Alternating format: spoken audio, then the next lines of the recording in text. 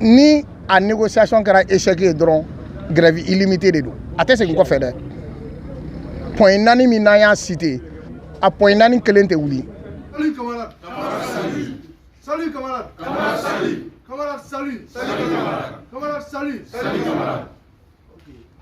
Ne tɔgɔ ye Boubacar Sow Orixi gérant ka syndicat secrétaire général ye ne ye. Ɲɔgɔn dalajɛ kun ye bɛnkan min kɛra Orixi direction ou bien station tɔ ninnu bɛɛ u ni syndicat cɛ ye. La kɔlɔsili y'a jira k'a fɔ ko station tɔw olu y'u ta appliqué. Bon Shell hali n'a bɛɛ ma appliqué u da donna kuma la kɔni. Mais an ka mɔgɔw yɛrɛ olu da ma don an ta kuma yɛrɛ la. Siɲɛ 4 an bɛ lettre sɛbɛn ka ci u ma. Ani a bɛ kɛ i b'a fɔ anw ni Kulogeren de bɛ kuma la walima ani Bobo de bɛ kuma la. An b'a ci an t'i jaabi. Bon an yɛrɛ y'a jira sisan nɔ komi u y'a jira an na k'a fɔ ko olu sago de b'u yɛrɛ la u b'u sago kɛ cogo min ka d'u ye. An fana y'a jira u la sisan on va frapper komi an ye lettre ci u ma u yɛrɛ ka jaabi kɛra sisan ko le 12 janvier o y'u sago ye. Le 12 janvier donc u b'an recevoir. Donc an fana y'a décidé assemblée générale la k'a fɔ ko bon le 12 janvier u ka sigi n'a ye. Ni a négociation kɛra échec ye dɔrɔn grève illimité de don a tɛ segin kɔfɛ dɛ. Point 4 min n'an y'a cité a point 4 kelen tɛ wuli. An bɛ négocier a point 4 kelen si tɛ wuli. An b'a négocier k'an ka fɛngɛ kɛ walima grève illimité de don. Nin sen na ta ye Orixi ani Shell ani dépôt Kenyeba Tabakoto a bɛ olu saba de structure saba de concerné. Na Ala sɔnna a bɛ kɛ fo ka s'a dan na. An ka revendication 4 an tɛ jɛ a kelen kɔ. An b'a kɛ fo ka s'a dan na. Orixi kɔni ta a kɛra olu da tɛ don a kuma yɛrɛ la. Donc sisan kɔni an fana b'a jira fanga min b'an na an fana b'o bɔ ka jira. On va pas reculer. Grève illimité t'an sago dɛ mais n'u y'an poussé k'a kɛ an b'a kɛ dɛ parce que mɔgɔ i ka hakɛ di an tɛ ka foyi wɛrɛ ɲini convention collective a ka appliquer à 100% an bɛ k'o dɔrɔn de ɲini wa an ka droit de don parce que Mali gouvernement ani GGP ani syndicat seginna k'a fɛngɛ k'a signé depuis 2010 an bɛ fɛn kelen nɔfɛ ka na fɛn fɛn kɛ 2021 ka na se fo bi ma halisa a bɛɛ ka fisa ni Orixi parce que mɔgɔ tɔw sɔnna k'u da don a la olu ma sɔn k'u da don a la yɛrɛ donc on est clair a daminɛna sini an b'an ka préavis déposé négociation kɛra échec ye dɔrɔn illimité de don. Ne ye Abubakar Kulubali ye Sinabefu kɔnɔna na n ye secrétaire relations extérieures ye syndicat national des banques assurances établissements financiers microfinance et commerce du Mali o kɔnɔna na donc section commerce la n ye o secrétaire général fana ye bi an tun bɛ ɲɔgɔn lajɛrɛ la c'est-à-dire baarakɛlaw farala ɲɔgɔn kan bi baarakɛla jumɛn de don Orixi baarakɛla bɛɛ lajɛlen de don ka fara Vivo énergie fana kan Vivo énergie o ye fila de ye donc dépôt mɔgɔw n'olu bɛ Kenyeba olu b'a la ani ka fara Vivo yɛrɛ pompisiw bɛɛ lajɛlen kan donc an Sinabefu la bi n'o ye bi an tun farala ɲɔgɔn kan ka laɲini mun bɛ yen n'an ye démarche mun kɛ n'an ye wulikajɔ mun kɛ ka taa depuis le 25 novembre la n'o ye 2021 ye Sinabefu ka grève mun kɛra yen ni laɲini du caman fɔra kɔnɔna na n'o ye ka pompisiw yɛrɛ convention dɔ b'u tɔgɔla la o convention a bɛ se ka appliquer cogoya mun na o tun bɛ laɲini nin kɔnɔ a laɲini sabatira code de travail fana kan ka appliquer cogoya min na baarakɛyɔrɔ la o tun bɛ laɲini nin kɔnɔna na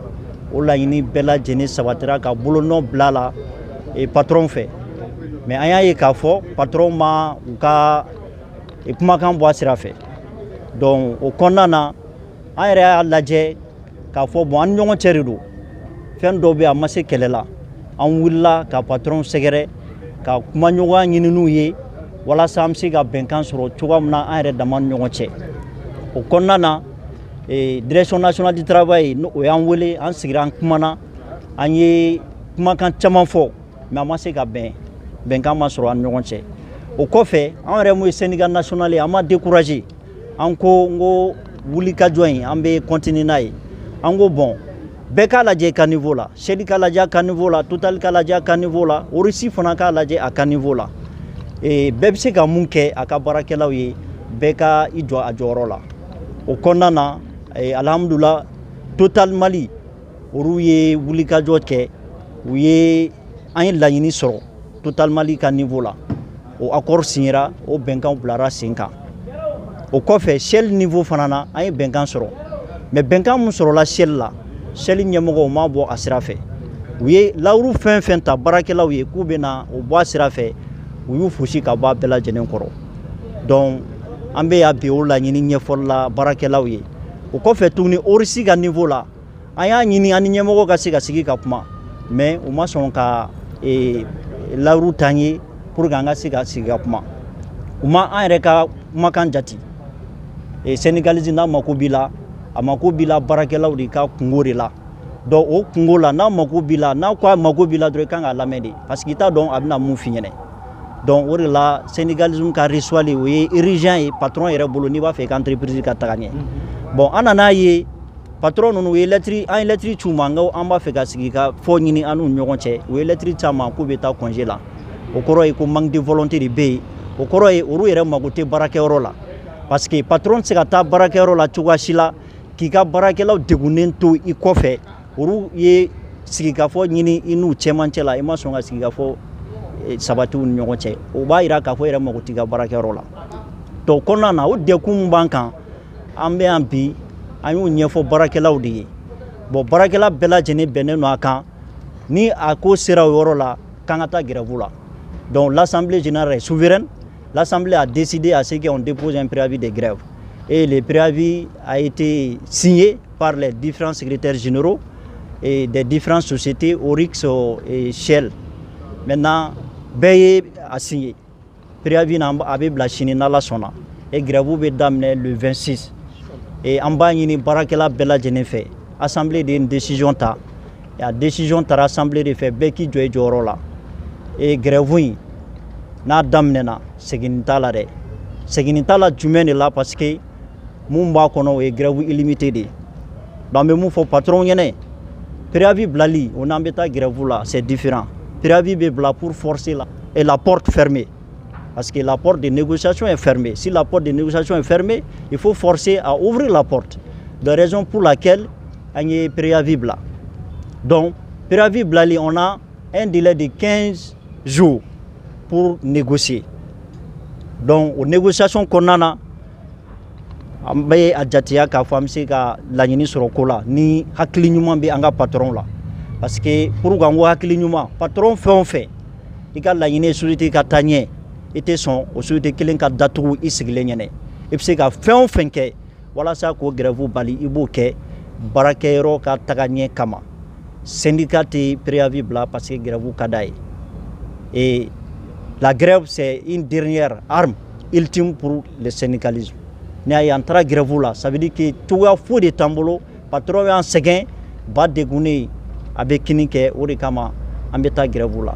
Sulemani Samake ne ye Shell comité syndical secrétaire général ye gɛlɛya dɔ de bɛ baarakɛlaw kan n'o ye Shell ka niveau ye o gɛlɛyaw tɛ dɔ wɛrɛ ye an bɛnna fɛn dɔ de la n'o ye PV ye an ye PV signé ani an ka direction bon maintenant PV in kɔnɔna la direction tɛ ka PV lawaleya bon maintenant on a jugé depuis plus de 3 mois maintenant.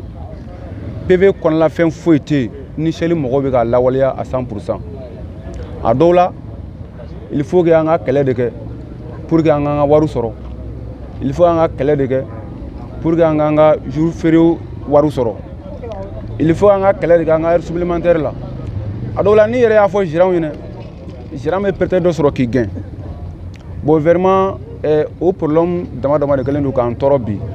On a jugé nécessaire pour amener grève là. En effet, on a caissé ou situation. Les caissières, au lieu de on perd le niveau que l'on a. Grève follow là. Catégorisation définira bien. CNPM, on a DNT, on a encadration mort nous. Caissé ou catégorie, à fora bien. Et au cours à en compte. Mais jusqu'à présent, caissé ou situation. Foi ma évolué. Où est-ce k'olu yɛrɛ tɛ convention na a dun de fɔra ko u ka catégorie B convention kɔnɔ convention kumana ta en même temps u y'a valider k'u bɛ a bila en application mais malheureusement u m'a kɛ bon vraiment il faut que an ka taa grève illimité la ni Ala sɔnna ma le 26